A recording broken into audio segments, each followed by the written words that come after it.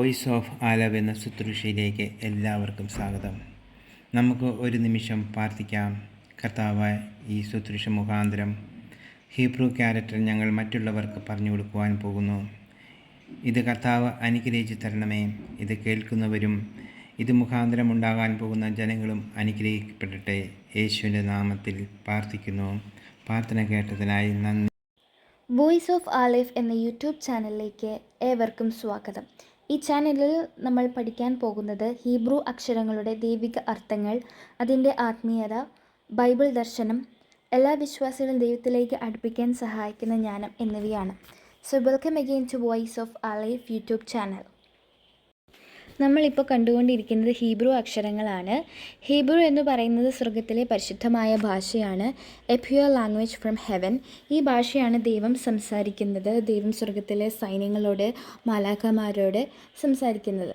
പിതാവും പുത്രനും പരിശുദ്ധാത്മാവും തമ്മിൽ സംസാരിക്കുന്നതും ഈ ഭാഷ തന്നെ.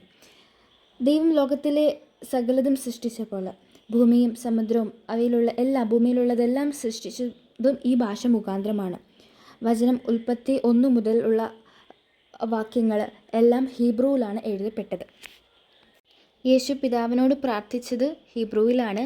പിതാവ് മോശ വഴി ജനങ്ങളോട് സംസാരിച്ചതും പ്രമാണങ്ങൾ കൊടുത്തതും ഹീബ്രു ഭാഷയിലാണ്. അത് മനുഷ്യൻ എഴുതിയതല്ല, കർത്താവ് തൻ്റെ വിരൽ കൊണ്ട് എഴുതിയ എഴുത്തുകളാണ്. കർത്താവ് മോശയ്ക്ക് ന്യായപ്രമാണങ്ങൾ കൊടുത്തിട്ട് അത് ജനങ്ങളെ ഹീബ്രുവിലൂടെ പഠിപ്പിക്കാൻ പറഞ്ഞു. കർത്താവിൻ്റെ വചനം വിശുദ്ധിയുള്ളതാണ്. അവ വെള്ളിപുള്ളി മാറ്റാൻ ആർക്കും അധികാരമില്ല.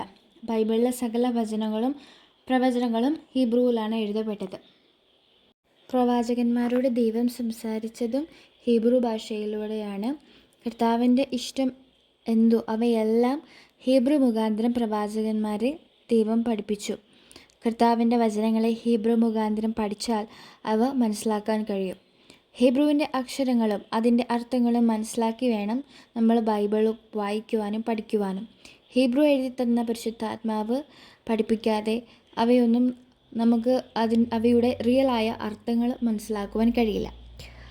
കർത്താവ് ഏത് കാര്യത്തെ ഉണ്ടാക്കിയാലും ഒന്ന് കാണപ്പെടുന്നതും ഒന്ന് കാണപ്പെടാത്തതുമാണ്.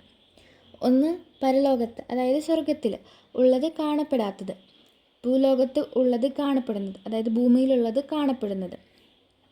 അതുപോലെ ഹീബ്രു ഭാഷയും കാണപ്പെടുന്നതും അതിൻ്റെ അകത്ത് കാണപ്പെടാത്തതുമായ കാര്യങ്ങളുണ്ട്. കാണപ്പെടാത്ത കാര്യങ്ങൾ സ്വർഗത്തിലെ രഹസ്യങ്ങൾ, അവ പരിശുദ്ധാത്മാവ് പഠിപ്പിക്കുന്നതാണ്. കാണപ്പെടുന്ന കാര്യങ്ങൾ മനുഷ്യൻ അറിവ് കൊണ്ട് പഠിച്ച് എടുക്കുന്നതാണ്. അത് സ്വയം കണ്ടെത്തി പഠിച്ച് ചെയ്യുന്ന കാര്യങ്ങളാണ്. അപ്പോൾ സ്വർഗത്തിലെ കാര്യങ്ങൾ പരിശുദ്ധാത്മാവ് നമ്മളെ പഠിപ്പിക്കും. അവ കാണപ്പെടാത്തതായിരിക്കും, നമുക്ക് കണ്ണുകൊണ്ട് കാണപ്പെടാൻ കഴിയില്ല. എന്നാൽ ഭൂമിയിലുള്ള കാര്യങ്ങൾ അത് മനുഷ്യൻ തന്നെ സ്വയം കണ്ടെത്തി ചെയ്യുന്ന കാര്യങ്ങളാണ്. അത് ഭൂമിയിൽ നമുക്ക് കാണപ്പെടാൻ കഴിയും. കർത്താവ് 1000 വർഷത്തെ ഭരണത്തിന് ക്രിസ്തു രാജാവായി യെരുസലേമിൽ വരുമ്പോൾ ഈ ഹീബ്രു ഭാഷയാണ് നമ്മളോട് സംസാരിക്കുന്നത്.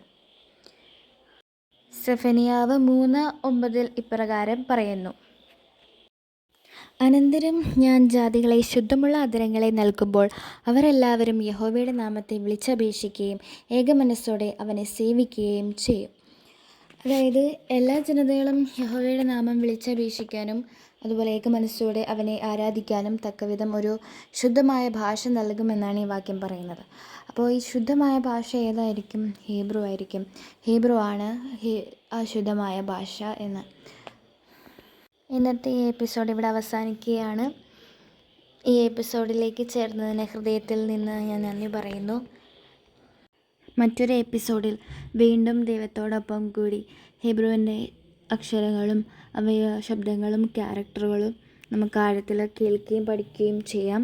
അലേഫ് മുതൽ തൗ വരെ ഹീബ്രുവിലുള്ള അക്ഷരങ്ങൾ എങ്ങനെ ദൈവം നമ്മളോട് സംസാരിക്കുമെന്നും അവ ബൈബിളിൽ എത്രമാത്രം പ്രാധാന്യമുണ്ടെന്നും വരും എപ്പിസോഡുകളിൽ നമുക്ക് പഠിക്കാം. Until we meet again, may His peace be upon you. Shalom.